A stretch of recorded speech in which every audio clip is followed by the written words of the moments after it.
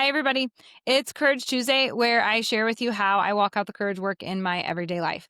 So, one of the terms I can be quite a stickler about language. Words are important, uh, and it's more and goes beyond than just semantics. So, a lot of people really love using the term. I'm going to call you out on that. Like I'm going to call you out.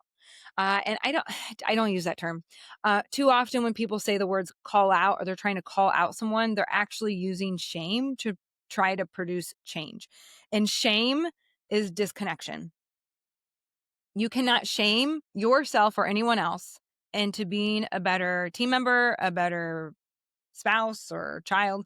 Shame is disconnection. Therefore, it will never, ever produce good, solid, lasting, courageous change because change only takes place in connection. Healing, growth, and change cannot take place in disconnection. And so instead of calling you out, I'm going to call you in.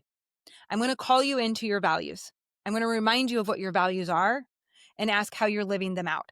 I'm going to call you in to this courageous life, which is all of these different skills and tools and language, things that we learn about how to live into who we really are in an authentic, vulnerable way and turn toward one another in kindness and compassion and empathy and accountability to choose the most courageous life that for both of us.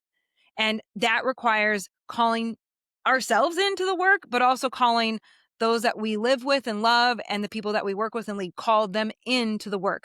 I always tell people in my events, this is an invitation to a different way of loving and leading. Whether or not you accept that invitation is totally up to you. I can't make you do it. And calling you out on things isn't actually going to win you over to help you want to do it. I'm going to invite you in. I'm going to call you in to your authenticity and your courage. I'm going to call you in to accountability when the thing that you just said or posted or did to me is not okay with me. I'm going to call you in. And so just get curious about it.